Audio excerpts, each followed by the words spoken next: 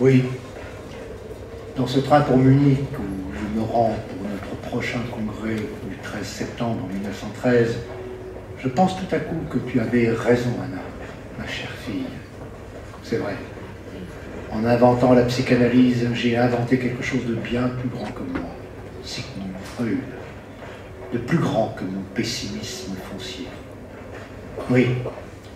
Quelque chose demeure dans l'homme en quoi l'on peut, envers et contre tout, avoir foi. Je viens étrangement d'en avoir la confirmation par l'ultime séance de l'analyse de ce jeune homme fanatique, débuté il y a 4 ans. 4 ans avant. Printemps 1909 à Vienne. Bureau de Freud. Freud écrit tout en fumant le cigare. Entre la bonne. Le jeune homme est arrivé, professeur. Faites-le entrer. Hugo von Klast entre. Professeur, je suis Hugo von Klast. Je vous remercie de me recevoir aussi vite. Oui. Alors, qu'est-ce qui vous amène? J'ai lu votre livre, professeur. Psychopathologie de la vie quotidienne. C'est très amusant, cette idée que nous aurions des idées qui pensent toutes seules, sans nous demander notre avis. Ça vous a amusé? Beaucoup. C'est tout à fait divertissant. Ces petits riens, ces lapsus qui voudraient dire quelque chose. Vous avez bien rigolé en écrivant tout ça. Je passe mon temps à rigoler. La vie est tordante, vous ne trouvez pas? D'un certain côté, je la trouve très drôle. Et de l'autre? De l'autre. De l'autre côté. D'un autre côté, je suis comme tout le monde, n'est-ce pas? Tout n'est pas rose. Il m'arrive d'être bizarrement tourmenté. Vous n'avez pas l'air tourmenté du tout en disant ça. Ah si, vous avez l'air tourmenté par mon cigare. Votre cigare? Oui, professeur. Je n'ai pas l'air, mais vous savez, l'air... En vérité, professeur, j'ai de drôles de pensées. Des pensées que je n'aime pas, qui m'assaillent avec une espèce de sauvagerie. Vous n'aimez pas les sauvages? Je n'aime pas la sauvagerie humaine. Il y a, dans la nature humaine, quelque chose qui me... qui me dégoûte. Et qui vous déroute? Non loin de là, dans les jardins publics du Prater de Vienne, c'est la fin de la journée. On entend les derniers accords d'une valse, joués sous le kiosque à musique. Des familles, des couples rient et chantonnent en s'éloignant. Un jeune homme dénote par son accoutrement négligé et son maintien digne. Le crépuscule descend lentement. Le gardien du jardin s'approche. La nuit tombe, monsieur. Dans 1 heure, il fera nuit, monsieur. Oui. Ah, dans 1 heure à peine, il va falloir rentrer, monsieur. C'était une belle journée, non? Ah, une très belle journée. Et maintenant, voilà, c'est bientôt la nuit. C'était la journée du 20 avril 1909. Avez-vous eu l'impression qu'elle avait quelque chose de particulier? C'était une journée de printemps. C'était mon anniversaire. Ah bon? Ah, évidemment. Alors, ça vous fait quel âge? 20 ans. 20 ans. Et le 20 avril, ah, c'est un jour spécial. Moi, le jour de mes 20 ans, c'était un... Pas moi. Pas vous, quoi? Je ne ressens rien de spécial. À part ce banc. Ce banc, il est spécial. Très spécial. La nuit est tombée, monsieur le gardien. Il fait doux. Je crois que je vais dormir sur ce banc. Ce n'est pas qu'il soit défendu de dormir sur un banc, mais ce n'est pas recommandé. Les nuits sont très fraîches. Et sans compter les rôdeurs... Ce n'est pas le jour de mes 20 ans que je vais me mettre à avoir peur de Vienne. D'ailleurs, je ne suis pas seul. Un chien errant tourne autour et, s'approchant du jeune homme, pose une patte sur lui. Je vous présente mon ami Von. De qui vous n'avez pas peur? De Vienne. Ah oui, bien sûr. Le gardien s'éloigne, s'arrête, se retourne. Bon anniversaire, monsieur. Vous êtes monsieur? Adolphe. Bon anniversaire, monsieur Adolphe. Je me souviens le jour de mes 20 ans, tous ces projets que j'avais. Vous devez en avoir plein la tête. Le gardien s'en va. Mais oui, monsieur le gardien. Ce banc est spécial. très spécial. Le métal est de Linz. La peinture est tchèque. Les clous doivent être hongrois. C'est bien un banc des Habsbourg. Il s'endort, le chien à ses côtés. Retour au bureau de Freud. Freud fume toujours son cigare. Professeur, j'ai complètement oublié de vous remettre cette lettre du docteur Jung. Freud, surpris, lâche momentanément son cigare. De Jung? C'est un ami de ma famille. Il m'a dit que ce pourrait être intéressant pour moi de faire une psychanalyse avec vous. Oh, il a même ajouté que ce pourrait être intéressant pour vous. Pour moi. C'est ce qu'il a dit. Je crois qu'il vous explique. Cher monsieur le professeur, j'espère que le conseil que je donne à monsieur Hugo von Klast de vous consulter vous paraîtra, malgré son caractère paradoxal, recevable. Pour aller au vif de la question, monsieur von Klast éprouve une répulsion incompréhensible dont le caractère irrationnel ne lui échappe pas contre les juifs. Freud regarde Hugo. Quand monsieur von Klast est venu me voir en me disant qu'à son avis, seul un médecin arien pourrait l'aider à résoudre ce problème, je l'ai pris à contre-pied en lui disant qu'il serait peut-être plus difficile, mais plus fécond pour lui, d'aborder le problème de face avec un psychanalyste juif. Naturellement, j'ai pensé à vous au cas où vous accepteriez. Croyez, cher monsieur le professeur, à mes sentiments respectueux. Carl Gustav Jung. Ces idées que j'ai avec Les Juifs? Vous ne pouvez pas dire le mot? Oui, ces idées. C'est ce que vous appelez une phobie. C'est possible. Et ça s'analyse. Ça s'analyse. Vous acceptez de me prendre en analyse, professeur? J'accepte. Ça sera dur? Non. Non? Ça sera très dur.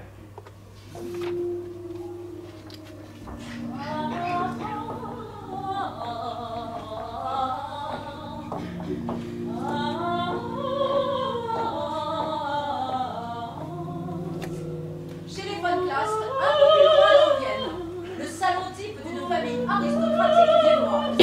La baronne von Klast tourne en rond. Entre le père et Johann, son directeur de conscience. Hugo va très mal, mon père. Très très mal. J'ai appris pourquoi il a besoin d'argent. Il va voir le docteur Freud. Il est tombé dans les griffes de ce monstre, ce charlatan athée qui remplace Dieu par le sexe. Ce n'est pas vraiment un charlatan, cher ami. Plutôt un de ces athées idolâtres qui divinisent la science et croient pouvoir disséquer rationnellement le mystère de l'âme. Jung admire tellement ce Freud qu'il envoie Hugo chez lui. Alors qu'il sait bien que mon Hugo est déboussolé depuis qu'il a perdu la foi. Pensez-vous qu'il subirait l'influence de l'athéisme de son père? Mais c'est impossible. Il déteste cet individu qui lui sert de père.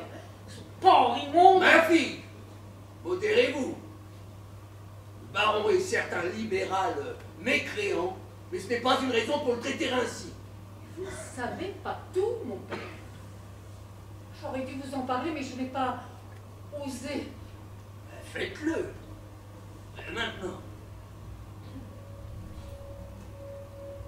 C'était à Noël dernier, pendant la messe. J'étais agenouillée devant la sainte table, et lui, qui se moque bien de notre Seigneur, il était à côté de moi, pour être sûr que tout le monde le voit bien communier. L'odeur de son hypocrisie était si forte que j'ai failli me trouver mal quand vous lui avez donné la sainte hostie. Il a ouvert la bouche, et j'ai vu que ce n'était pas une bouche, mais une gueule de chacal. Un animal, une bête, ces mots défilaient dans ma pauvre tête, je luttais pour les chasser, mais c'était impossible. Je sentais son odeur de bête immonde. Alors j'ai compris. Vous avez compris. Pardonnez-moi, père, mais j'ai eu cette pensée sacrilège. Dites. J'ai compris pourquoi je n'ai jamais pu accepter qu'il me touche. J'ai compris que je savais depuis toujours, depuis notre nuit de noces, qu'il était une bête. Une bête. Il n'a pas d'âme. Mais c'est horrible. Tous les jours, je sens cette odeur de bestialité. C'est tellement fort que je ne sais pas si je me fais des idées ou si réellement. Si réellement. Mais il sent l'animal. J'aurais dû vous parler de cela plus tôt, n'est-ce pas? Oui. Mais j'avais peur que vous me preniez pour une hystérique.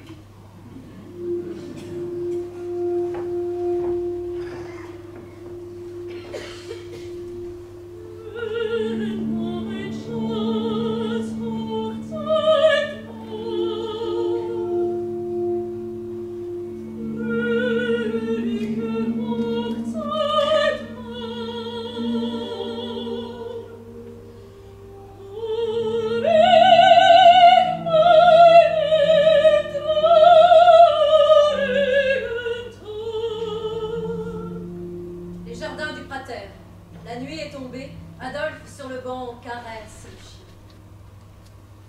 Tu vois, Wolf, ils rentrent chez eux. Pour eux, c'est un jour comme un autre. Pour moi, toi, tu le sais, ce n'est pas tout à fait pareil. J'ai eu 20 ans. Qu'est-ce que t'en penses? Adolphe regarde un homme élégant passer devant lui. Cet homme bien mis, là, tu le vois? Ça ressemble à quoi, ces 20 ans?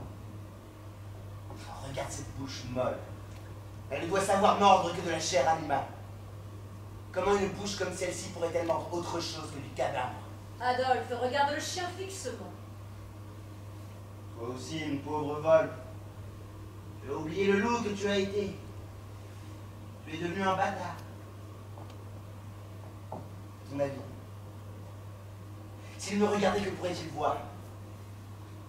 Que pourrait-il comprendre de ce que je suis?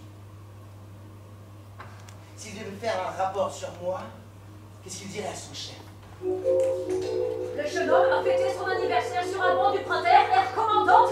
Il s'est entretenu avec son ami. Qui est cet ami? Un chien. Un chien. Un chien, air commandante. C'est son confident. Le jeune homme semble être un artiste. Il a posé sa candidature à l'académie. Naturellement, il a été refusé. Ça ne m'étonne pas d'un homme qui parle avec un chien. Le jeune homme a critiqué nos peintres officiels. Klimt en particulier. Klimt? Qui c'est celui-là? C'est à lui que l'Académie a commandé dans l'esprit de don de la raison et des arts, cher à notre empereur, de figure d'Athéna. Athéna? Qui c'est celle-là? Une des déesses grecques, mère commandante. Le jeune homme a aussi parlé des cheveux peints par Klimt. Klimt peint des cheveux? Des cheveux de femme qui s'écoulent comme de l'eau, qui évoquent une forme d'abandon. D'abandon? D'abandon sexuel, air commandante. Le jeune homme a dit aussi qu'il trouvait cette mollesse dégoûtante. Qu'est-ce qu'il a dit sur cette mollesse? Qu'elle séduit les jeunes Allemands, car on ne leur parle que des dieux grecs, et qu'on leur fait oublier Wotan et nos dieux germaniques. Adolphe sort du dialogue imaginaire. L'homme et le chien se regardent. Mon vieux vol. Toi, tu sais que toi, tu ne sais pas ce qu'est le mensonge. Le chien fait demi-tour et s'en va. Je vais dormir sur ce banc. La nuit enveloppe le jardin. Adolphe semble endormi. Une ombre s'approche. Tu peux faire une petite place? Tu veux en fumer une? Bon bah dis donc, t'es pas bavard, Toto Larico. J'ai envie de dormir. T'as fait un dessin cet après-midi. T'as même fait un dessin que t'as laissé sur ce banc, un dessin de la cathédrale Saint-Étienne. Ben, comme tu l'avais laissé, j'ai pensé que je pouvais le prendre, alors je l'ai pris. Et je l'ai vendu. 20 couronnes. 20 couronnes? Ben tiens, voilà 10 couronnes pour toi. Non mais moitié-moitié, c'est correct, non? C'est correct. Tu sais dessiner. Je sais vendre, tu me donnes d'autres dessins et on partage. Qu'est-ce que t'en penses? Comment tu t'appelles? Anish. Reinhold Anish. Et à qui t'as vendu ce dessin? Oh, dans un café à un gros bourgeois. Et si tu signais, ça serait encore mieux. Pourquoi mieux? Ah, meilleur prix de vente, mon pote, mentalité du bourgeois. C'est quoi ton nom? Ne m'appelle pas mon pote. Pourquoi? Je ne suis pas ton pote. Oh, d'accord, t'es pas mon pote. Alors comme ça, tu dessines des bâtiments? Pas seulement. J'étudie Wagner aussi. Wagner? Wagner était un génie. Il nous aide à voir ce qui se passe autour de nous. Tu vois ce qui se passe autour de toi en ce moment? Ben moi je vois que cette nuit il va faire froid. Je vais dormir au refuge de Meidling. Tu viens avec moi? Non. Je préfère avoir froid sur ce banc. Oui. Ah bah à ton aise. Je reviendrai demain. Tu me prépares un beau dessin, je réussisse une belle vente. Oui. Ah, pense à le signer, hein. C'est quoi ta signature? Adolphe. Adolphe. Bonne nuit, Adolphe. Faites beau rêve. Anish s'éloigne. Adolphe s'allonge à nouveau sur son banc. Il est frigorifié.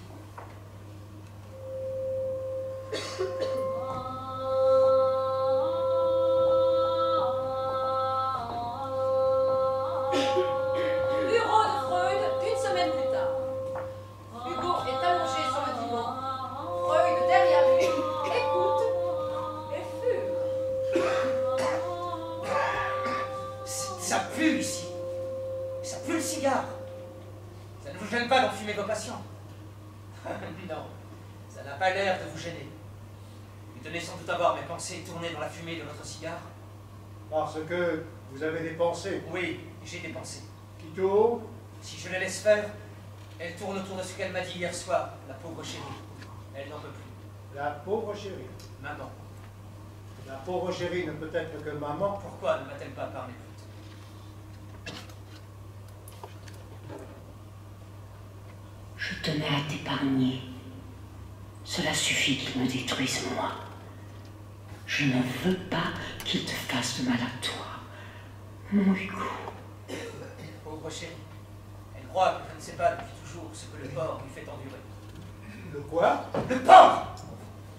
Vous ne savez pas ce que c'est qu'un porc? Depuis toujours. Il est autour d'elle, à la renifler, à la frôler. Dans votre souvenir, il y a une première fois? Oui. Il y a eu une première fois le jour où j'ai compris. J'ai tout compris. Tout? Oui. Ce jour-là, j'ai vu l'enfer où elle vivait. Hugo entre en remémoration active.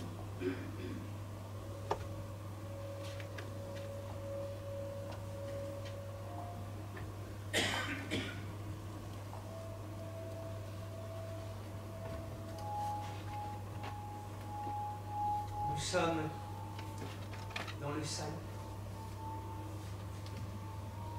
J'ai 5 ans. Maman est assise sur le sofa. Elle lit. Je suis derrière elle sur le tapis. Je joue avec le petit cheval. Avant qu'elle ne l'ait entendu entrer, le porc est arrivé. Il fait quelques pas, s'arrête derrière le sofa et dit « Emma ». Elle ne répond pas. Il met ses mains sur ses épaules et j'entends aussitôt le hurlement qu'elle se retient de pousser. C'est un hurlement silencieux. Lui, le porc, n'entend pas. Ses grosses mains descendent doucement et je vois les doigts s'imprimer sur la chair blanche, refermée sur elle, comme les serres d'un aigle qui tient une mésange. Le corps de la mésange est tellement inerte que je la crois morte. Jusqu'à la seconde où je croise son regard. N'aie pas peur. Il ne tient dans ses griffes qu'une cage dans laquelle je suis à l'abri. Quand le porc est sorti du salon, maman s'est effondrée sur le sofa. Alors, j'ai couru vers elle. La mésange était sortie de sa cage pour s'envoler dans mes bras. Votre père lui demandait son âme, et c'est à vous qu'elle l'a donnée. Il ne s'en est jamais rendu compte. Que voulait-il saisir avec ses grosses mains? L'âme de sa femme ou le corps de sa femme? Hugo se redresse, livide. Vous êtes écœurant. Il est impossible de parler avec vous. Il sort brusquement du bureau.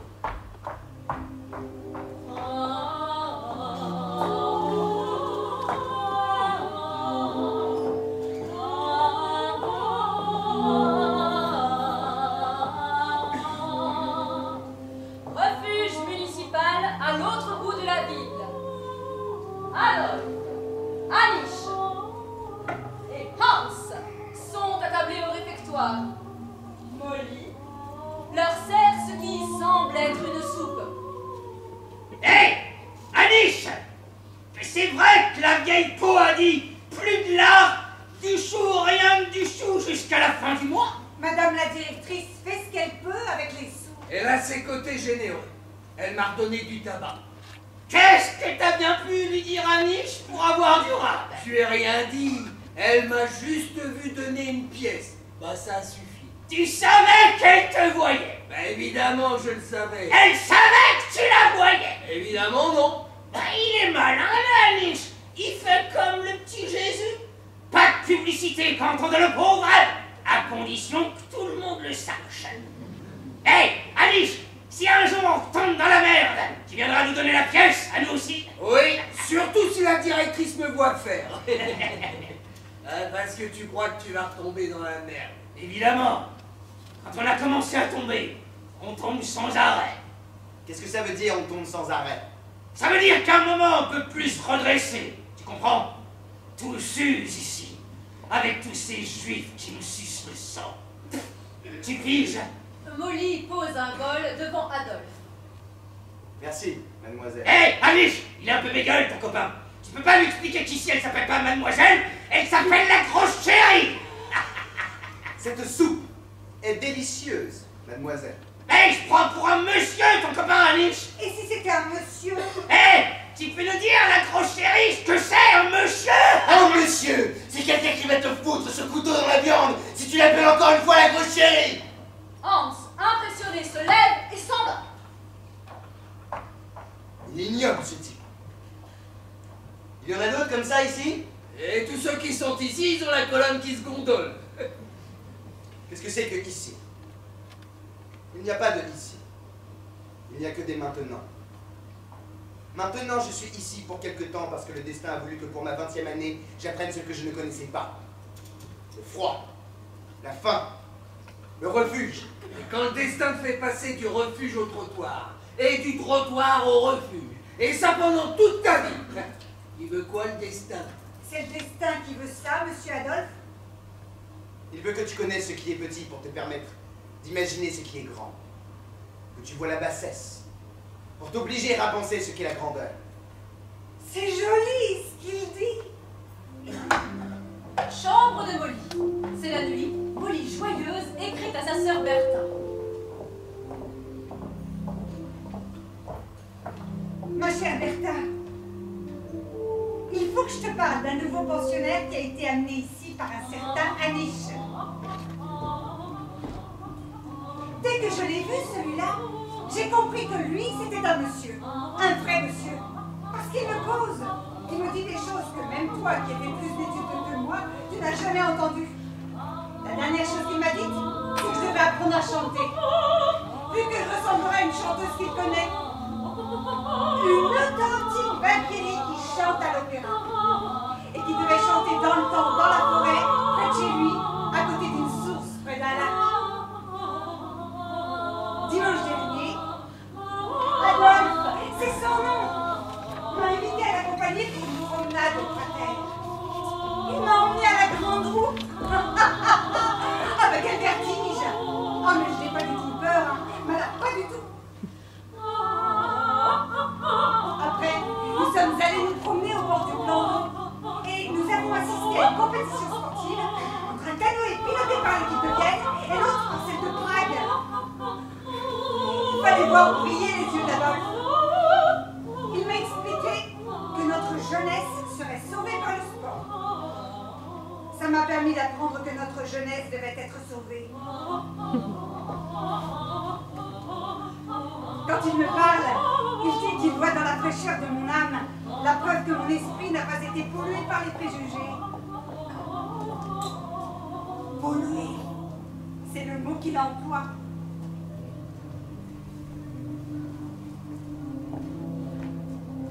Pour finir la promenade, on a été devant le kiosque où les dames et les messieurs valsaient. Je tournais de plus en plus vite. Le regard des dames brillait. Est-ce qu'un jour Adolphe va m'inviter à danser? J'ai eu l'impression que ce n'était pas pour demain quand il m'a dit en me raccompagnant que ces gens qui valsaient étaient des lâches, qui voulaient s'étourdir pour oublier les choses véritables. Il faut que je te dise aussi qu'Adolphe a défendu au gars du refuge de m'appeler la grosse chérie et qu'il n'y en a pas un qui ne lui obéit pas. Dorénavant, plus personne vient frapper à ma porte. Vu qu'ils croient tous que j'ouvre ma porte qu'à Adolphe. S'ils frappaient, je lui ouvrirais bien. Mais il n'a pas encore frappé.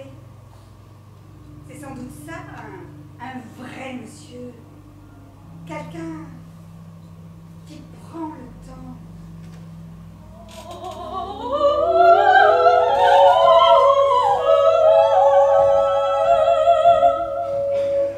Musée de la Sécession. Adolphe visite une exposition rétrospective des œuvres de Klimt avec Molly. Hugo s'y trouve aussi, accompagné de Klimt.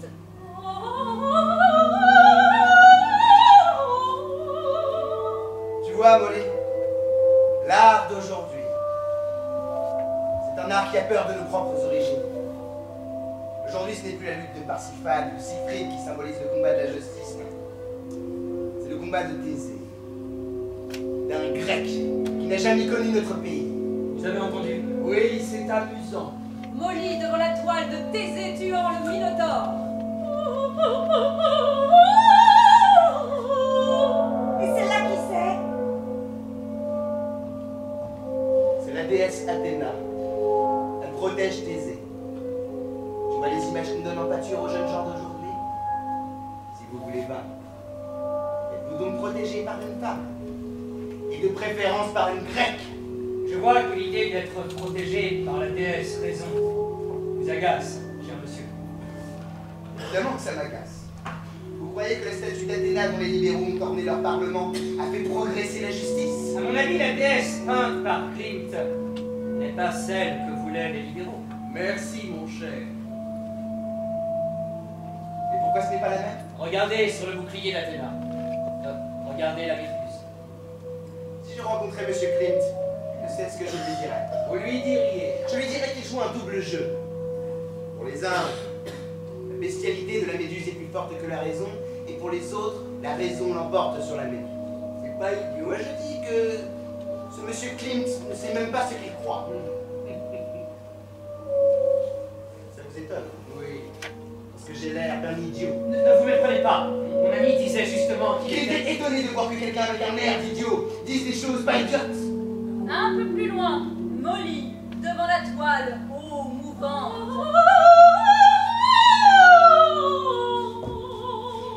Viens voir comme c'est beau. Il y a encore une question que j'aurais voulu poser à M. Klimt. Pourquoi ne peint-il que des femmes nues? Ça lui ferait peur de peindre des hommes. Il est incroyable, ce type. Klimt montre le tableau d'Adèle Bloch-Bauer.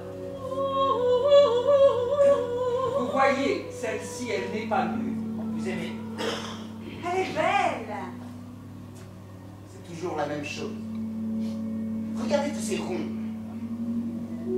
Ce sont les yeux de la méduse qui regardent l'homme. Vous comprenez pourquoi il ne peint pas les hommes? Pourquoi? Il est médusé par les femmes. Elles lui prennent toute sa force. Ce Klimt est un avorton.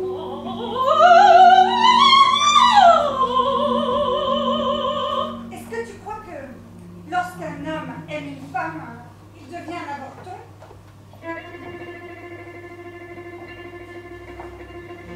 Mon ami, Monsieur Klimt, a été très intéressé par votre commentaire. C'était Monsieur Klimt? Oui, c'était lui. Je le sais, mais Vous le connaissiez? non. J'ai senti que celui qui baignait ça devait être dans son genre. Une femmelette. Voudriez-vous connaître ma pensée?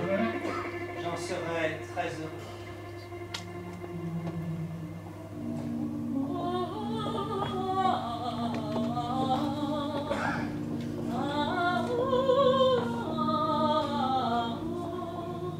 Salon des modes classe quelques jours plus tard. La baronne et Hugo sont devant les tableaux peints par Adolphe. Hugo nous a beaucoup parlé de vous, Adolphe. J'aime votre peinture et les cils. Franche. Vous savez que je vais faire encadrer votre cathédrale Saint-Marc. On a du mal cependant à déterminer les influences. Je n'ai aucun maître en la matière. Seulement une maîtresse. La nature. La femme nature. Et à votre avis, pourquoi les femmes ne peignent pas? Parce qu'elles sont trop au-delà. Pourquoi une femme peindrait-elle la lumière, puisqu'elle est lumière? Oh, quelle poésie! Vous avez entendu, vous, ce que vient de dire votre ami? La femme est lumière. Notre jeune ami est sans doute wagnérien. Wagner est mon seul maître. Nous pensions que c'était la nature. C'est exactement la même chose. Léger suspens, un silence incertain se glisse là. J'ai beaucoup aimé votre église des Augustins, votre palais Liechtenstein, sans compter votre église des Capucins. Vous ne peignez que des bâtiments. J'aime la pierre. Adolphe trouve dans la pierre une fermeté qui tient le coup dans le monde d'aujourd'hui. Les pierres sont faites d'enseignements pour qui sait les entendre. Ah, les pierres lui parlent. C'est un poète. Quel est cet enseignement? Quelque chose de solide. Où l'on peut s'appuyer pour bâtir. Quelque chose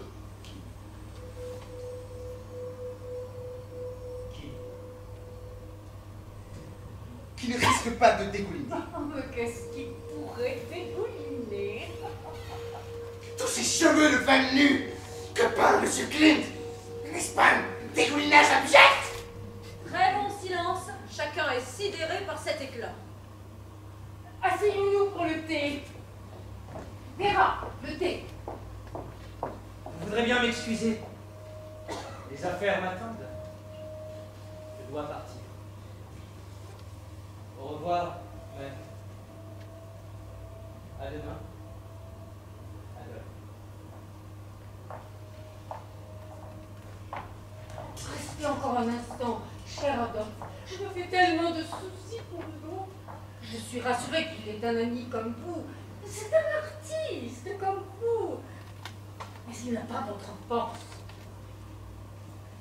Vous savez qu'il a des idées noires. Il m'en a parlé. Et pourquoi est-il si triste, Adolphe? Je crois qu'il n'est pas sûr de son idéal. Pas d'idéal, mais tout le passionne. La musique, la poésie, les idées. Ça ne suffit pas. Il faut autre chose pour faire face à la pourriture d'aujourd'hui. La pourriture, de quoi parlez-vous? Notre empire est en train de pourrir. Vous ne le sentez pas? Vous ne sentez pas cette odeur de décomposition qui nous entoure? Une odeur? Vous ne la sentez pas? Elle est partout. Partout, partout, même. Même ici. Oui. Même ici. Vous sentez une odeur ici? Oui, je la sens. Et c'est ça qui rend votre Hugo malade.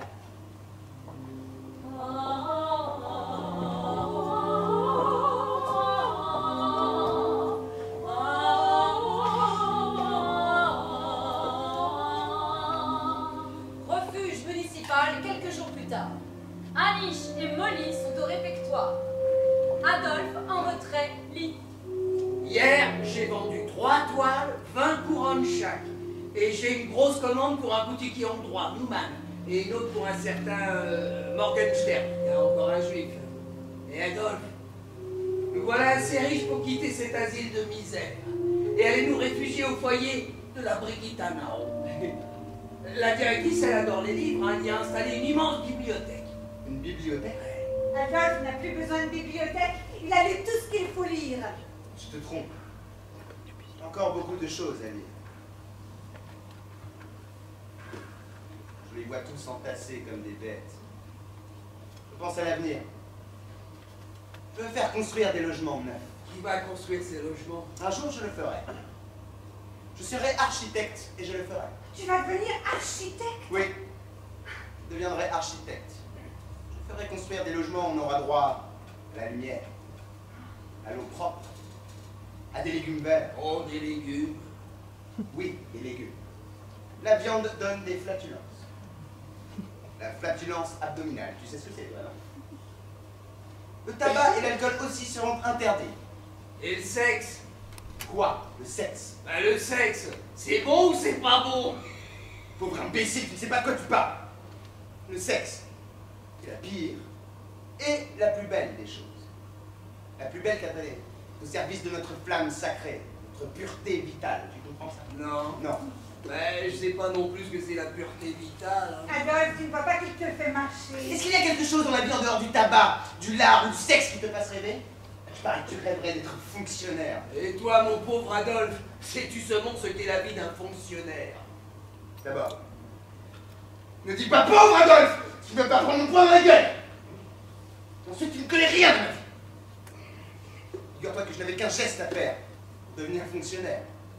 Mon père était inspecteur des douanes. Inspecteur des douanes? Oh, tu aurais pu. Il rêvait que je sois son double.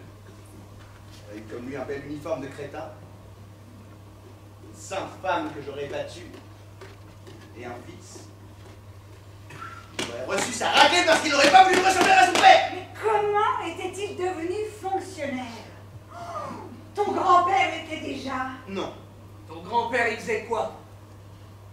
celui-là c'était un salopard encore pire que mon père, on n'en parle pas. Pourquoi? Parce qu'on n'en parle pas. Mon grand-père, on ne sait pas qui c'est. Hitler Hitler ou... ou Frankenberger. Ma grand-mère est tombée enceinte quand elle était placée chez ces juifs.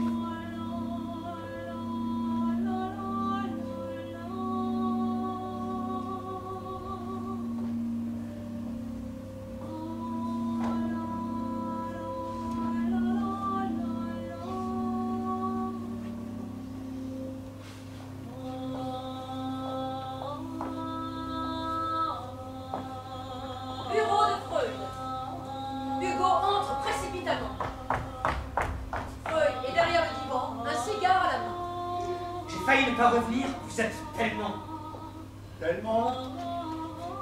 grossier. Comme lui. Oui, comme lui. Comment pouvez-vous faire ce métier si vous n'avez aucun sens de la délicatesse? Profaner ce qui est poétique en utilisant des mots obscènes. Je me demande ce que je fais avec vous. Soyez moins évasif. Quel mot obscène ai-je employé? Le mot corps, c'est grossier, c'est laid. Parler du corps de... De maman? Ce n'est pas dans ce sens que le mot est grossier, c'est quand vous avez dit. Le corps de sa femme. Oui, c'est quand vous avez dit ça. N'est-elle pas sa femme? Si, elle est sa femme, mais Mais pas par le corps. oui, pas par son corps. Dans votre souvenir, vous disiez qu'il l'avait prise dans ses bras. Quoi de plus banal, un homme prend sa femme dans ses bras. Vous n'écoutez pas. Je vous disais qu'il la prenait dans ses bras, mais que le corps de la pauvre chérie était absent, totalement absent. C'est ce que vous disait son regard. Oui. Pourquoi dites-vous la pauvre chérie? Vous ne comprenez rien. La pauvre chérie, c'est une façon de dire qu'elle était forcée, qu'elle était obligée de subir. Vous le sentez. Évidemment que je le sens. Cependant, vous n'êtes pas elle. Quand il a mis la main sur elle, c'était comme si... Comme si vous étiez elle.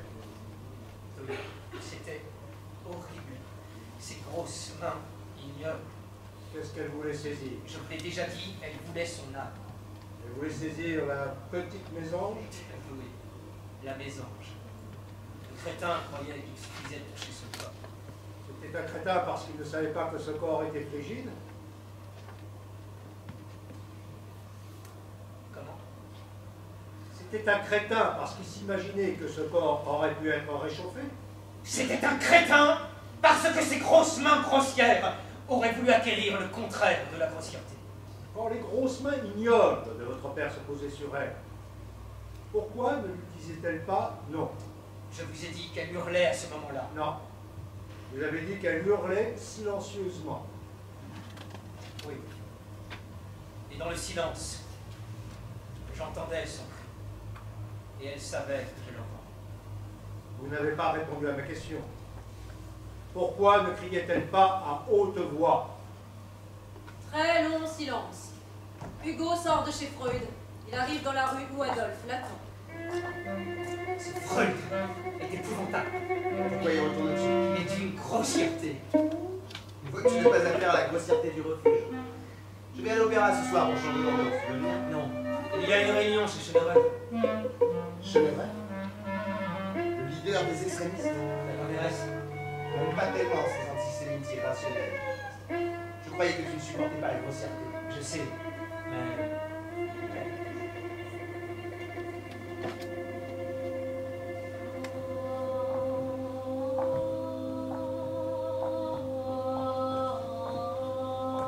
Bureau de Freud, quelques jours plus tard. Carl Gustav Jung est en visite chez Sigmund Freud, qui lui montre sa lettre. Vous m'étonnez, Gustave. Vous qui êtes si direct, pourquoi une telle précaution? Je n'avais pas envie que vous voyiez ce garçon en sachant tout de suite pourquoi, à mon avis, c'était vous, et vous seul, qui deviez le recevoir. Plus en plus mystérieux. Quand Hugo m'a parlé de sa phobie à l'égard des Juifs, j'ai pensé qu'un jeune homme comme lui, passionnément révolté contre Dieu, devait se sentir très coupable de sa haine contre le Dieu des Juifs, contre Dieu le Père. Vous êtes très freudien, Gustave. Peut-être même un peu plus que moi. Oui, sur ce point, notre jeune ami ressemblerait étrangement à notre cher Oedipe.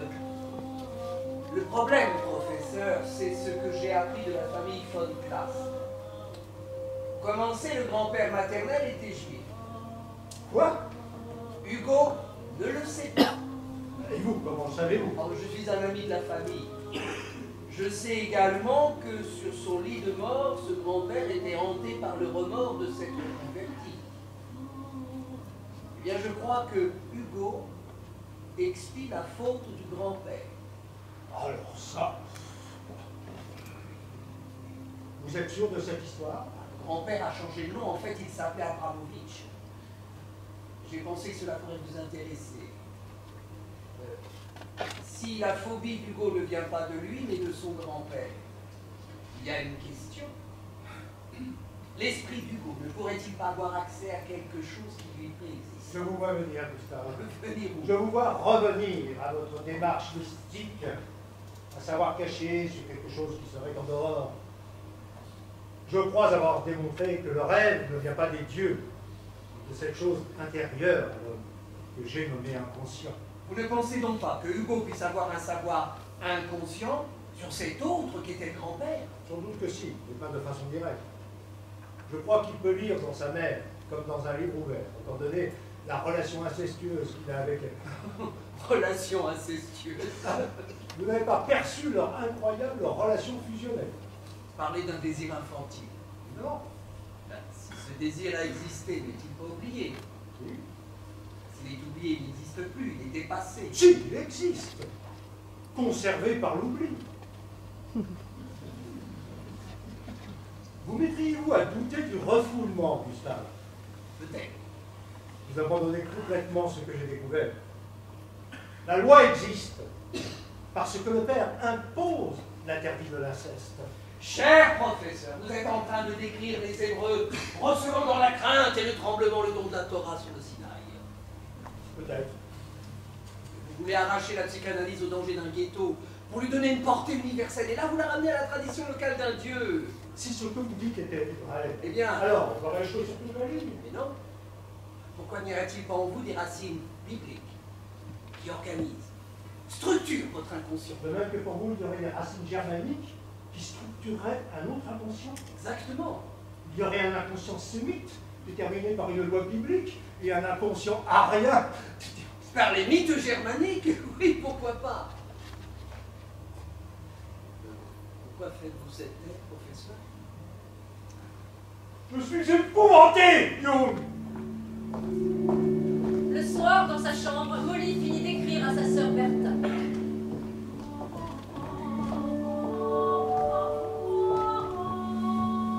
Hier, dans la forêt, Adolphe m'a dit qu'il espérait épouser une jeune fille comme moi. Parce que j'avais tout ce qu'un homme comme lui attendait de trouver chez une jeune fille allemande. Absolument tout, sauf une chose. J'ai demandé tout, sauf quoi. Il m'a répondu que malheureusement, je n'étais pas végétarienne et que ça empêchait tout rapprochement entre nous. Que ce n'était pas de ma faute, car mes parents faisaient partie des Allemands qui avaient oublié que nos ancêtres, beaucoup plus humains que nous, ne trouvaient pas normal de tuer les animaux pour les manger. C'est même aussi plein d'écureuils. Mais ils nous font croire que Jésus est né à Bethléem. Alors qu'il est né dans l'Himalaya. Là où les gens ne mangent que du blé et de l'orge car ils ne veulent pas de mélange de sang avec les bêtes. Wagner l'a dit. Et monsieur le curé est au courant de toutes ces recherches modernes sur la nourriture de Jésus. Moi, je me fais du mauvais sang parce que, si j'ai bien compris, Adolphe m'aime beaucoup. Mais il trouve que mon sang n'est pas formidable du point de vue de sa composition. Ta sœur qui t'aime, Molly. Vienne, au printemps 1910. Il y a une soirée d'études organisée à la bibliothèque du foyer de Mannerheim. Foyer où Adolphe est désormais pensionnaire grâce à la recommandation de la baronne von Glast. Un conférencier fait face au public.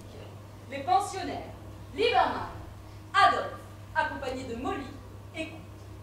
La directrice fébrile présente son invité. Oh, comme vous le savez, le professeur Panofsky enseigne l'histoire des idées politiques dans notre faculté. Oh, il vient nous parler ce soir du défi lancé aux nations européennes. Oh, vous avez la parole, professeur. Merci.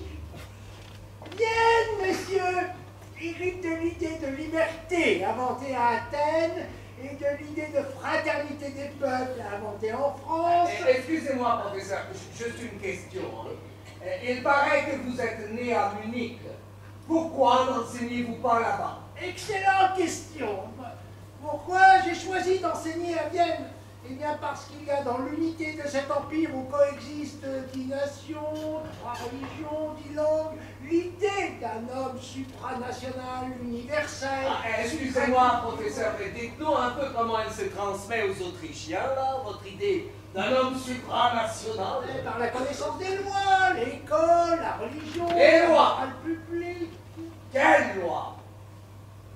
Les lois votées par un parlement pour faire croire aux miséreux la moralité de ces lois qui les font vivre dans des taudis? Je veux bien que vous soyez marxiste, ce n'est pas une raison pour dénigrer nos lois.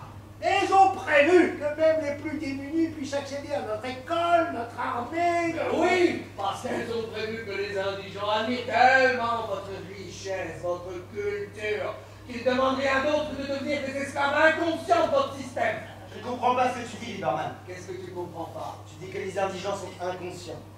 Ah oui, c'est ça, inconscient. Qu'est-ce que ça veut dire, inconscient? Comment peut-on être inconscient de son malheur? Quand ils vont à l'école, au catéchisme, on leur apprend à respecter le bien des puissants. Et ils deviennent esclaves, sans le savoir. Comment ça, sans le savoir? Dis-moi, Liebermann, quand il y a la guerre, ils sont fiers de faire le sacrifice de leur vie par amour pour leur patrie, ils ne savent pas ce qu'ils font? Non! Ils ne savent pas que le mot patrie est une invention des capitalistes et qu'ils se font tuer pour défendre leur système. Monsieur, pardon, mais le débat est trop passionné. Je propose que nous en restions là pour jouer. La salle de réunion se vide.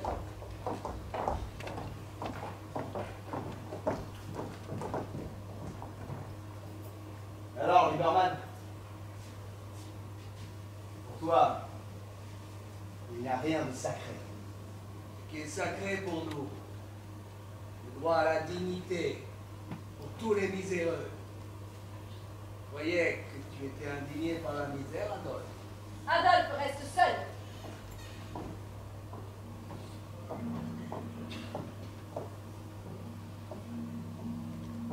Comment ça marche le truc des rouges?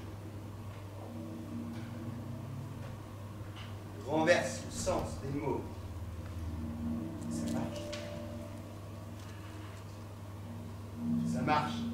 Parce que c'est vrai. Le peuple est inconscient. C'est ça? Inconscient. 11 mars 1910. Le maire, Karl Luger, vient de mourir, laissant face à face les extrémistes de Schönerer et les communistes. Sur le perron des von Glast, Adolphe sonne à la porte. Vera ouvre et le fait entrer dans le salon. Il est encore mal à l'aise dans ce lieu aristocratique. Merci d'être venu, Adolphe. J'avais tellement envie de vous voir. Alors, vous êtes bien au Mannerheim? Je n'oublierai jamais que sans vous. Ah non, non, mais c'est cela. C'est tellement naturel d'aider les artistes. Et puis vous faites tant de bien à vous. Vraiment? Ah, savez-vous qu'il a été troublé parce que vous l'avez dit sur Schönerer. Qu'est-ce que j'ai dit? Vous avez dit que vous ne l'accompagneriez pas à cette réunion car vous n'aimiez pas la grossièreté de ces gens. C'est exact. Juste comme vous. Je hais cette grossièreté.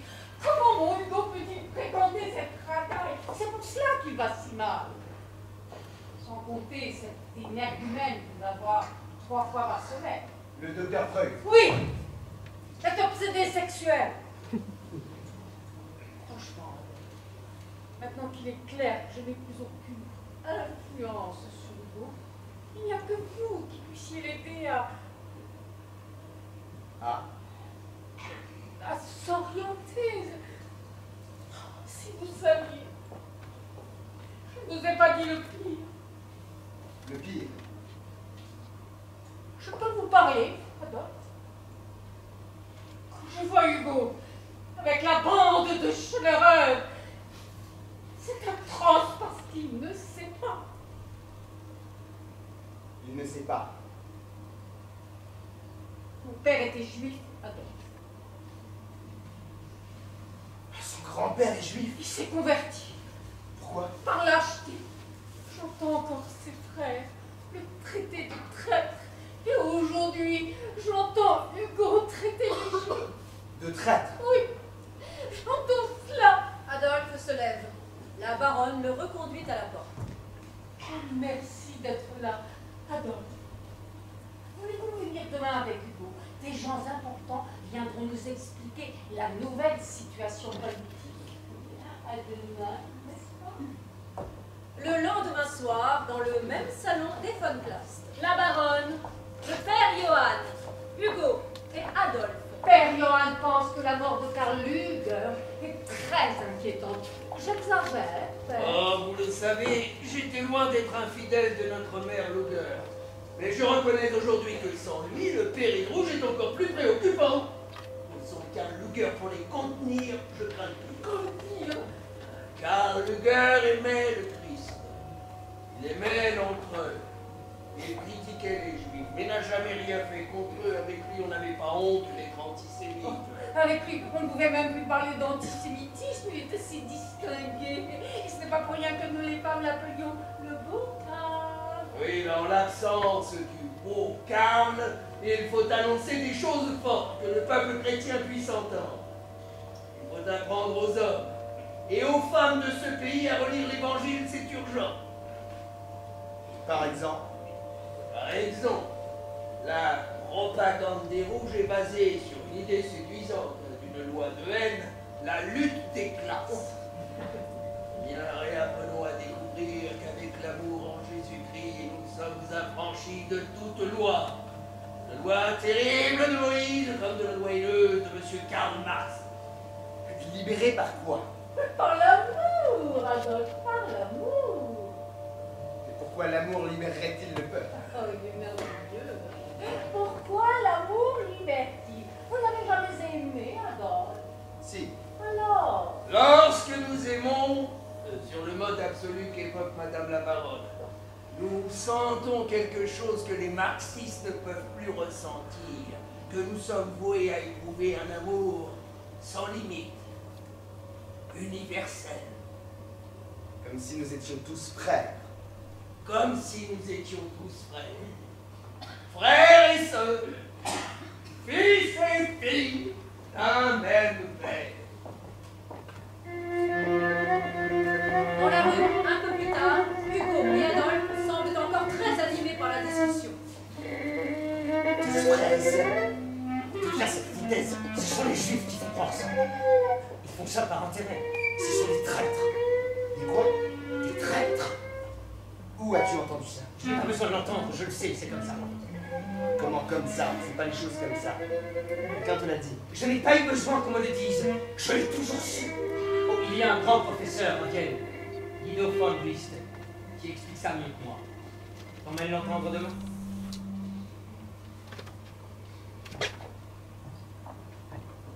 Le lendemain, bureau de la revue Ostara, consacré au développement du racisme le plus fanatique qui n'ait encore jamais existé à Vienne. Ostara se présente comme la bibliothèque des blonds, Guido von List en est le maître à penser. Des funérailles nationales pour notre mère Luger, quelle escroquerie. Allez-vous assister à cette pitoyerie, mademoiselle? Oui. Ah, et vous, Hugo? Nous avons eu hier soir avec le père Johan une conversation au sujet de l'avenir et de la situation. Oh, celui-là, j'imagine mot pour mot ce que cette fripouille a bien pu vous dire. C'est une fripouille? Hier, le père Johan a dit quelque chose d'intéressant. La loi de Moïse et celle de Marx étaient la même. Je connais sa chansonnette sur la loi biblique. Pendant que votre attention est détournée, il vous vend sa nouvelle loi, celle du petit Jésus, ça marche presque à tous les coups. Ce que vous appelez la loi de Jésus? La loi de l'amour. Alors d'un côté, il a dû vous dire qu'on n'a plus rien à voir avec les Juifs, et de l'autre, il a dû vous ramener à Jésus sans vous dire, naturellement, que Jésus était le plus juif des Juifs. Pourquoi le plus juif des Juifs? Premièrement, sa mère était juive. La Sainte Vierge était juive. Tu savais ça, Adolphe? Et il était le plus juif des Juifs parce qu'il a pris sur lui d'annoncer que son père était le Père universel, que nous avons tous le même père. Vous, moi et des Juifs comme Freud, Marx, Adler. Ils sont juifs? Oh, vous ne le saviez pas? Eh bien oui, nous sommes tous des frères. Les Tchèques, les Slaves, les Tziganes sont aussi nos frères. Mais ce n'est pas vrai. Voici un excellent exemple. Cette adorable jeune fille nous montre comment les Allemands peuvent être contaminés par des gens comme le père Johan. Qu'est-ce que tu veux dire, Adolphe? Et toi? Mais pourquoi devrait-elle se taire? Posez votre question, mademoiselle. Le père Johan est mon confesseur. Hugo, vous ne m'aviez pas prévenu, hein? Le père Johan ne m'a jamais contaminé. Tout à l'heure, vous parliez de la corruption des Allemands par l'Église. Votre ami à l'oreille fine, Hugo. Je disais ceci. Quand nos ancêtres allemands ont été convertis au catholicisme, ils ont perdu la force qui était dans leur sang. Je ne comprends pas. Comment ont-ils pu perdre leur force? Vous croyez que pour se maintenir, la force puisse se diluer? Non. Il n'y a que les Juifs qui ne diluent pas leur sang. Vous croyez que c'est un hasard? Ils gardent leur force. Et les chrétiens comme Karl Luger et le père Johann les aident. Vous ne dites rien, Hugo? J'étais en train de penser que vous écriviez parfois des choses un peu contradictoires avec ce que vous êtes en train de dire. Oui, j'ai écrit que parfois, les juifs de génie, Spinoza par exemple, attaquent le judaïsme avec beaucoup plus d'intelligence que nous. En revanche, mon cher Hugo, jamais je ne dirais ça de votre ami le docteur Freud. Oh, Hugo, vous n'allez quand même pas me dire que vous êtes dupe de ce que peut écrire ce Freud. Parce que vous n'êtes pas dupe. Je ne suis pas dupe d'un monsieur qui nous vend l'idée d'un inconscient juif. Son fameux désir pour l'objet sexuel, qu'est-ce que c'est? C'est le désir d'un juif brun. Les Ariènes blondes, ça ne va pas plus loin que ça. Il suffit de savoir lire. Oh, monsieur Freud, quand il écrit, fait comme s'il parlait très bien l'allemand, pour qu'on ne se rende pas compte qu'en vérité, il parle hébreu. Vraiment, Hugo, vous êtes dupe de ce Freud. Et vous, monsieur Adolphe, vous êtes comme votre ami ou pas? Au sortir de la rue Ostara, Adolphe marche dans la rue d'un pas vif. Molly le suit avec peine. Tu savais, Adolphe, que la Sainte Vierge était juive? Adolphe marche comme un automate. J'ai bien vu que t'as eu l'air étonné quand le professeur t'a appris qu'Adler et Marx aussi étaient juifs. Et le docteur Freud aussi. Ils sont calés, hein, tous ces juifs, tu ne trouves pas? Adolphe continue à marcher. Et moi qui croyais que tu savais tout?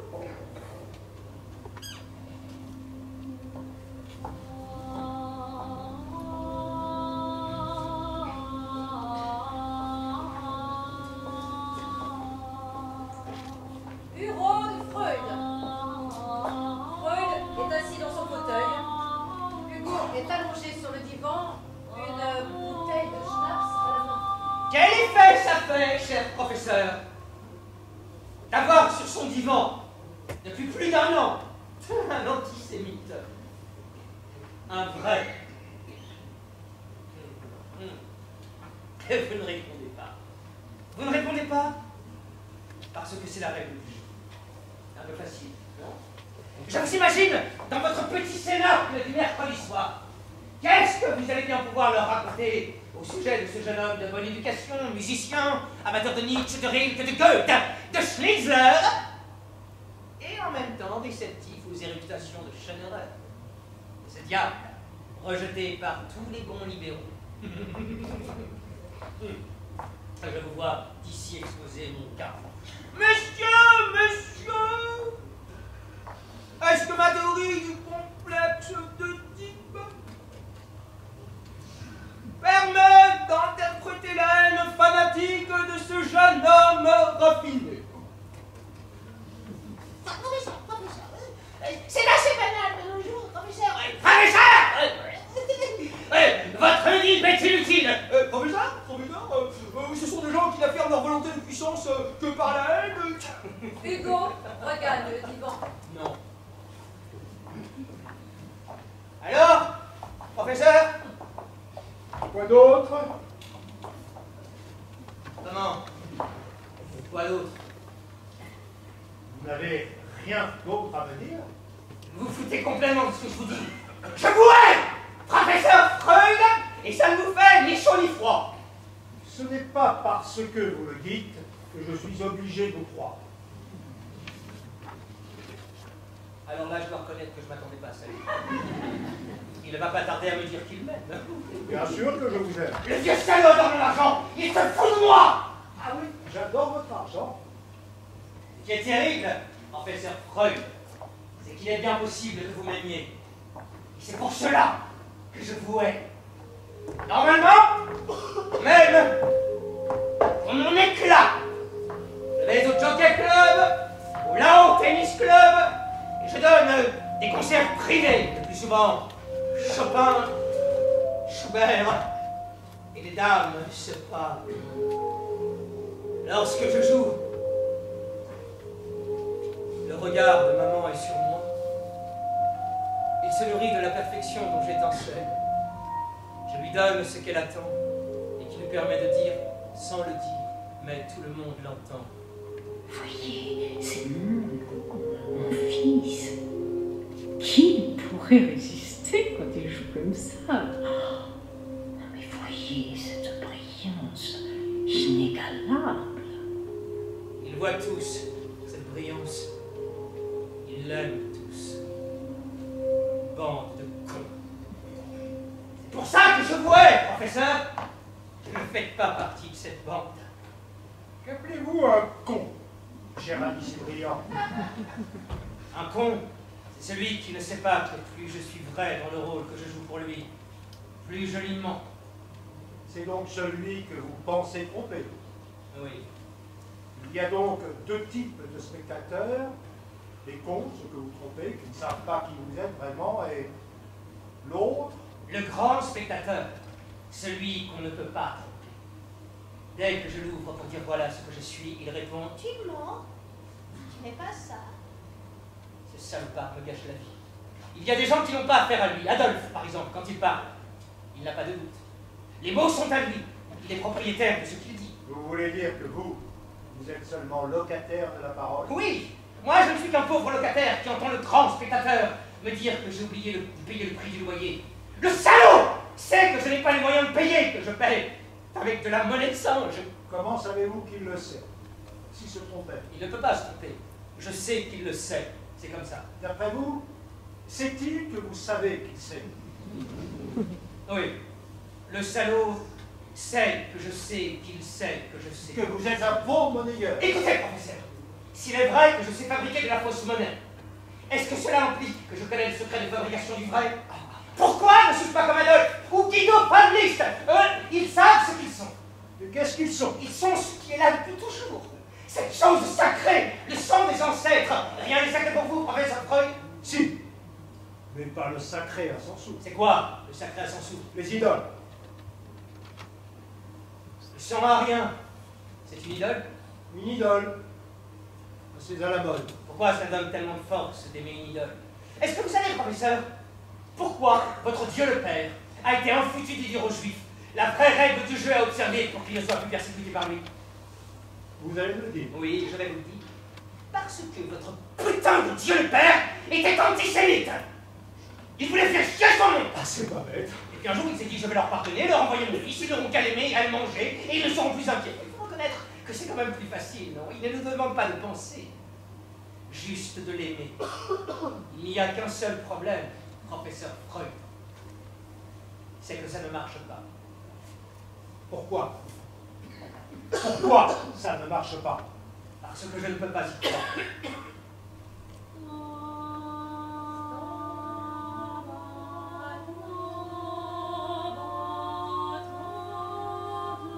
Je l'entends crier sur sa croix. Père, pourquoi m'as-tu abandonné? Est-ce que je peux cesser de me sentir abandonné si lui n'a pas pu résoudre la question?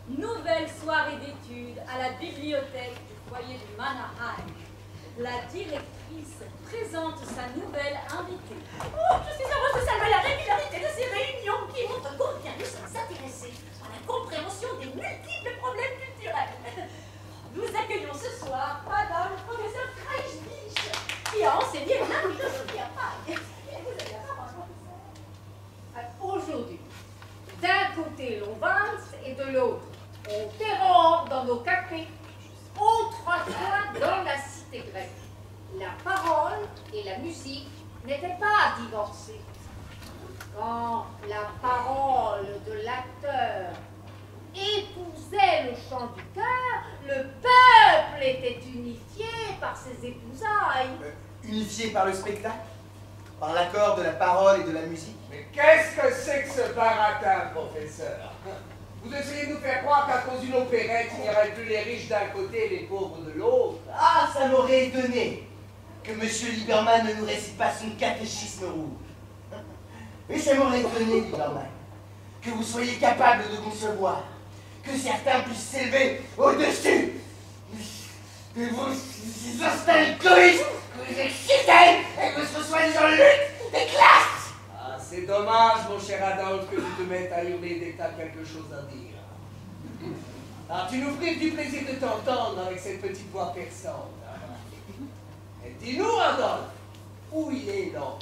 Et qui est-il, celui qui peut s'aimer au-dessus de cet instinct égoïste? Je ne réponds pas aux voyous socialistes. Oui, il suffirait, messieurs, que les participants soient un peu moins passionnés pour que notre discussion redevienne passionnante.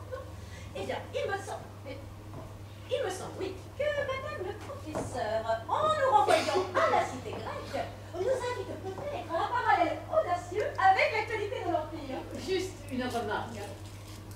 Les valeurs universelles d'aujourd'hui, qui sont chrétiennes, sont très différentes des valeurs païennes de la cité grecque. Puis-je poser une question, professeur? Oui. Le jour où nous assisterons à la réalisation du Grand Reich allemand, elle se fera, selon vous, madame, grâce à la proclamation de valeurs chrétiennes ou bien païennes? Et si ce n'était ni l'une ni l'autre, si vous appartenez à vous, aujourd'hui, d'inventer des valeurs absolument nouvelles? Vienne, au printemps 1912. Sigmund Freud arrive près du kiosque à musique. Adolphe vend ce jour-là ses aquarelles. Freud les regarde longuement.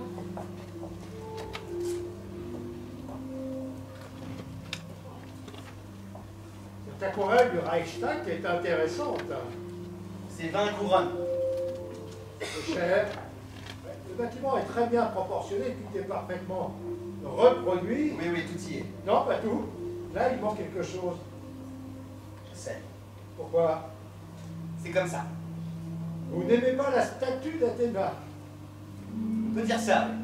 Laissez-moi deviner pourquoi. Parce qu'elle est trop bien proportionnée. Je parie que vous êtes influencé par l'art moderne qui casse les proportions humaines. C'est très visible là. Là. Qu'est-ce qu'il y a? Vous avez dessiné quelques personnes devant le Parlement et leurs corps sont tout à fait disproportionnés, n'est-ce pas? C'est voulu, bien sûr. Ils sont disproportionnés. Regardez cette tête là, elle est presque aussi grosse que le tronc et ses bras là aussi longs que les jambes, vous voyez? Oui. Ah, ce n'était pas voulu. Je m'intéresse essentiellement aux proportions des bâtiments. Ah, celle des hommes. Alors c'est pour ça que vous n'avez pas représenté l'Athéna. Ah, je n'arrive pas à lire, c'est votre signature. Adolphe. Donc vous prenez le tableau ou pas? C'est 20 couronnes. Vous n'avez pas répondu. Vous voulez savoir pourquoi j'estime qu'on n'a pas besoin du regard de cette grecque sur la Ringstrasse? Oui. C'est parce que je n'aime pas l'hypocrisie. Ces députés qui font comme si ils votaient des lois au nom de la déesse raison et des droits de l'homme, ça me dégoûte. Les députés qui font comme si... Ils savent très bien qu'à Athènes, l'esclavage est permis. Allez là, ce putain de bagasse! Il y a des malheureuses qui se vendent comme des esclaves. Les hommes, eux, gaspillent. Gaspillent? Leur semence. Et alors? Cette semence appartient à la patrie. Vous ne savez pas que la patrie a besoin d'enfants? Vous prenez le tableau ou pas?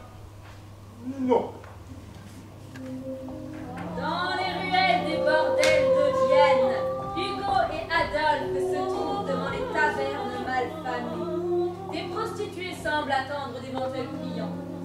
Hugo s'est laissé entraîner à l'intérieur d'une de ces tavernes, alors qu'Adolphe résiste à la proposition pressante de Greta. Eh alors, tu veux un verre? Non, je ne bois pas. Tu ne bois pas? Non, je ne bois jamais. C'est parce que t'es radin? Oui.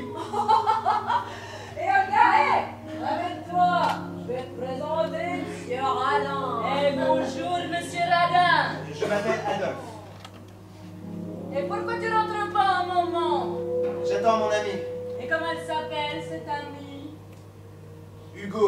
Oh, mais alors, mais c'est pas une femme que t'attends, eh? Non, ce n'est pas une femme. Alors, tu préfères attendre des hommes? Bon, Hugo, je m'en vais. Oh, bah, t'es pas bien là avec nous. Si, très bien. Vous êtes très jolie. Ah, dis-moi que Monsieur Radin n'est pas... Je m'appelle Adolphe! Oh, Adolphe! Ma copine ne nous a pas bien présentés. Moi, je m'appelle Olga. Et c'est vrai ce que tu as dit, que tu me trouves jolie, ou bien tu as dit ça par politesse, parce que tu es un garçon poli. Je suis poli et tu es jolie, ça n'empêche pas. Et c'est vrai ce qu'elle a dit Greta, que tu payes pas un verre à une jolie fille. Si, je paye un verre aux jolies filles, surtout à toi. Oh, tu es gentil, Adolphe. Et tu voudrais m'embrasser? Eh bien, qu'est-ce que j'ai dit? Ah! Mais tu embrasses pas les jolies filles, Adolphe. Si, j'embrasse les femmes. Et ça te plaît ici? À qui il appartient cet endroit? À Abramovitch. Comment? À Abramovitch. C'est pas possible. Adolphe s'échappe. Il marche devant lui et apparemment sans savoir où il va. Sous ses yeux se dévoile le visage d'une vieille maléfique. Sa déambulation le conduit au banc sur lequel 3 ans et demi auparavant il a passé la nuit de ses 20 ans. Rapidement, le chien Wolf arrive. Je t'attendais, Wolf. Si je ne t'avais pas, pourrais parler. Ce soir, j'ai fait le filet. Oui, Wolf. Ils ont mis un filet qui en sert tout. Et tu vois, les mailles sont très fines. Comme ça, les poissons ne peuvent pas sortir. Ils ne savent même pas qu'il y a un filet. Ils sont inconscients d'être dans ce filet de pêcheurs. Mais il y en a un qui n'est pas inconscient. C'est le pêcheur. Le juif. Lui, il sait que la moisson est bonne. Tu vois dans son filet de maquereau tout ce qu'il ramène. Il y a les pauvres putains dans le filet d'Abramovitch, le pauvre Hugo dans celui de Freud, les pauvres syndiqués dans le filet de Marx et Adler, les pauvres chrétiens dans celui de Jésus, Marie, Joseph. Ils y sont tous. Ils ne le savent pas, mais moi je le sais. Qu'est-ce que je dois faire contre cette saloperie que je suis seul à voir? La nuit se fait de plus en plus profonde.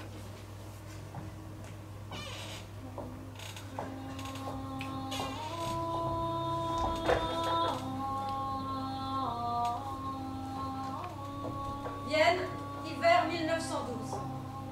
Sur le seuil de son bureau, Freud avec Carl Gustav Jung. Nous n'allons sans doute plus nous revoir. Je voulais que vous sachiez ce qu'un jour je n'ai pas osé vous dire. Ce jour-là, je vous ai menti. Depuis, je suis furieux contre moi. Cela fait 4 ans que cela dure. 4 ans? Il y a 4 ans, nous étions totalement... Totalement proches, non. Nous ne l'étions plus. Je voulais laisser croire. Je n'osais pas vous parler. Vous me parliez pendant des heures. Je n'osais pas vous contredire. Vous n'êtes pas très psychologue, professeur. Vous évoquiez un mensonge. Oui, très précis. C'était sur le bateau pour l'Amérique. Je vous ai raconté un rêve, vous avez interprété ce rêve et à l'instant même où vous l'avez fait, j'ai su qu'entre vous et moi, c'était fini. Vous vous en souvenez? Non. N'est-ce pas extraordinaire? Un mot de vous a fait basculer ma vie, mais vous ne vous en souvenez même pas. L'interprétation que je vous avais donnée était inadéquate. Complètement. Vous l'aviez oublié? Ben non, c'était ça le mensonge, j'ai fait comme si. À supposer que je me sois trompé, ça m'arrive souvent. Bon, vous ne voulez pas me rappeler ce rêve? Jung s'assoit sur le divan.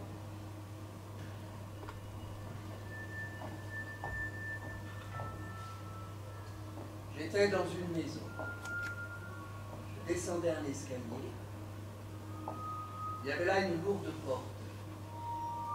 Je l'ouvris et je découvris un escalier. Je descendis pour arriver dans une très ancienne cave voûtée. Dans le sol, il y avait un anneau que je tirais. Le dalle se souleva et je découvris un 3e escalier que je descendis pour parvenir dans une grotte rocheuse. Dans l'épaisse poussière qui recouvrait le sol, il y avait là 2 crânes humains, très vieux. Et je me suis réveillé. Joli rêve. En escalier. Et quelle était mon interprétation?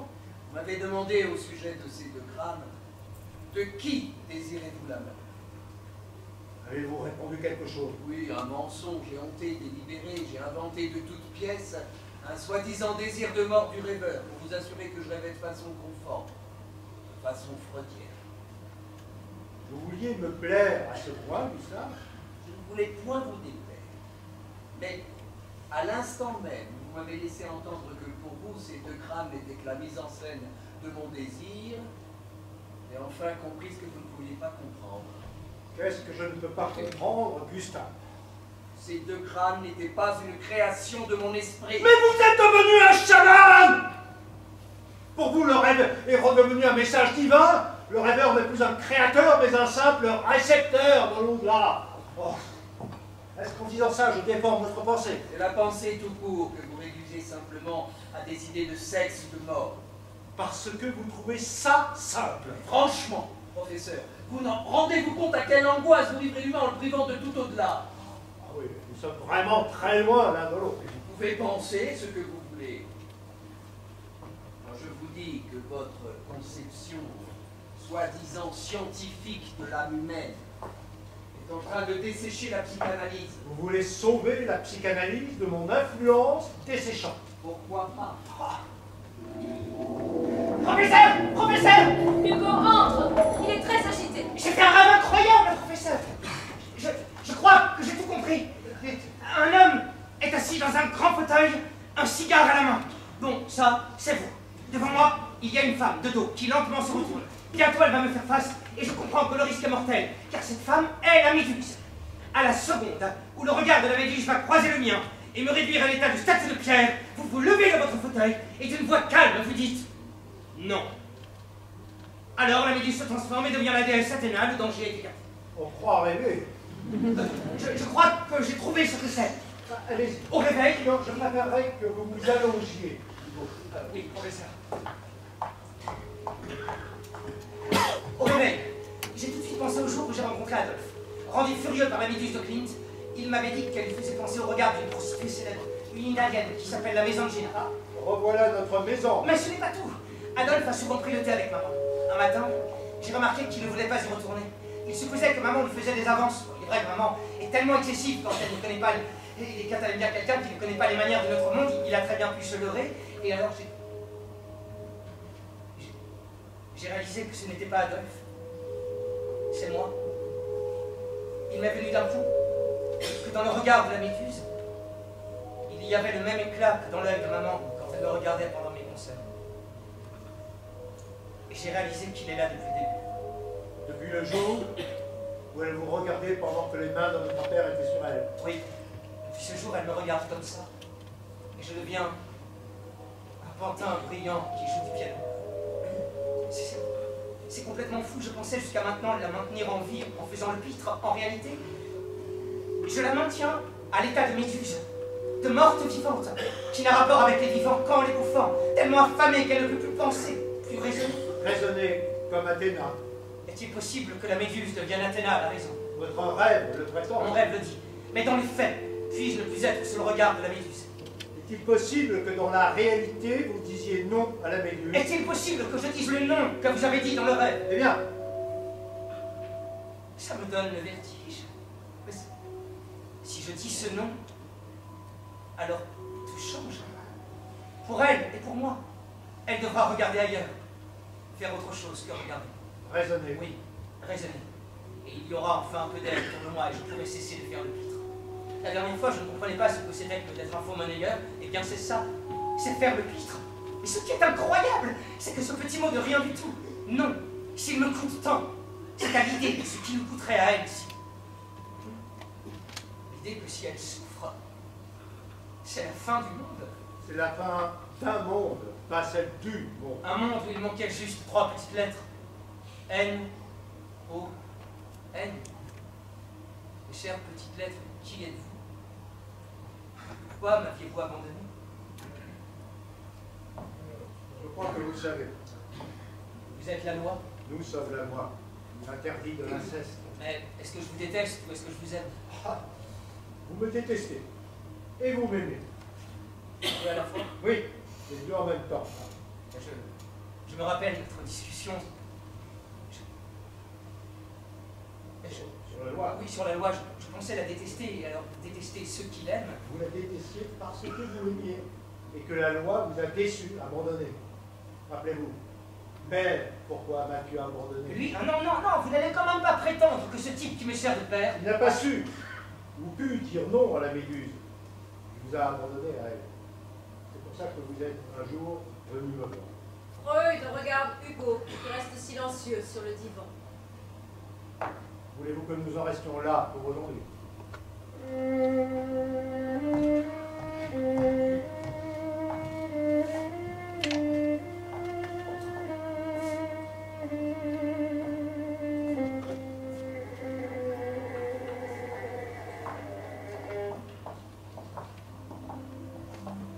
Vienne, fin 1912, dans les jardins du Prater, sur le banc où Adolphe a passé sa première nuit le jour de son anniversaire. Il a donné rendez-vous à Molly.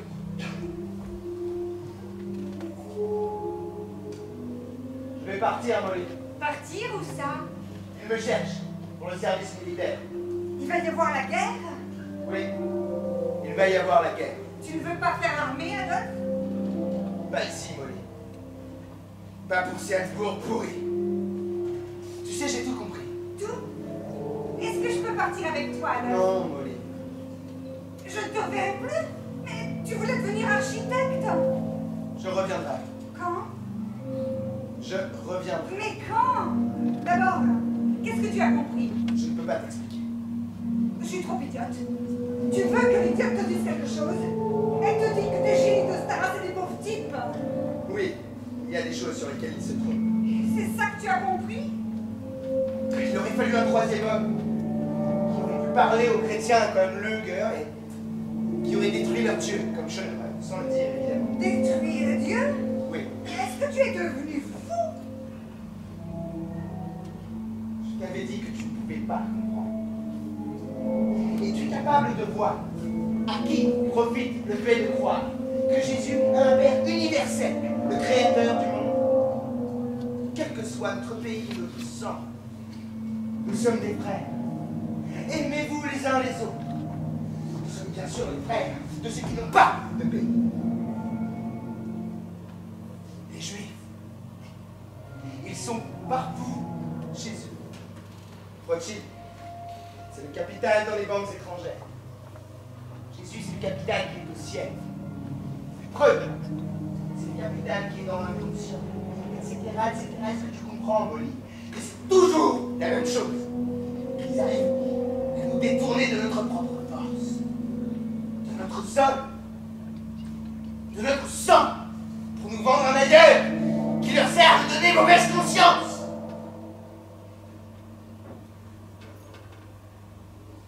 C'est ça que tu as compris?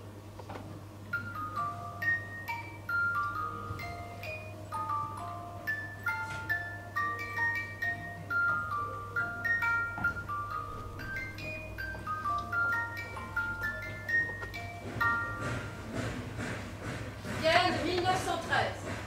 Lettre croisée d'Adolphe à Molly et de Freud à sa fille Anna. Ma chère Molly, quand tu auras reçu cette lettre, je serai à Munich. Tu sais que je rêve depuis longtemps de ce retour au berceau allemand. Ma chère fille, je me rends finalement à Munich pour notre prochain congrès d'automne.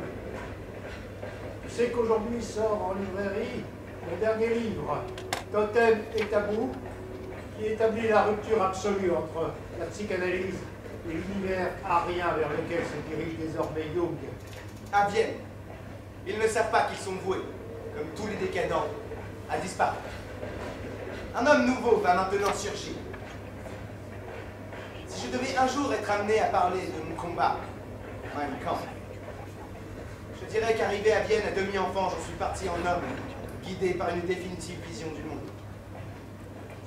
Je ne te dis pas adieu, cher Molly, mais au revoir. Car quelque chose me dit que un jour,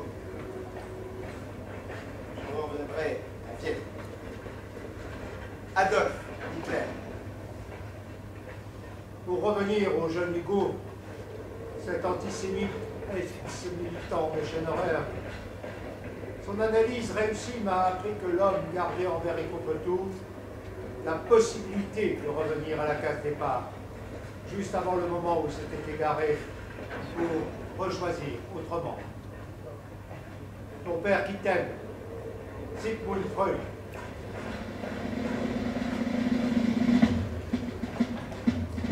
« 25 ans plus tard, le dimanche 13 mars 1938, Adolphe, revenant en conquérant à Vienne, proclamait l'Anschluss avec l'Allemagne. Freud s'enfuit de Vienne le samedi 4 juin 1938. Il trouve asile à Londres. Il ne sut jamais que ses vieilles sœurs moururent en déportation.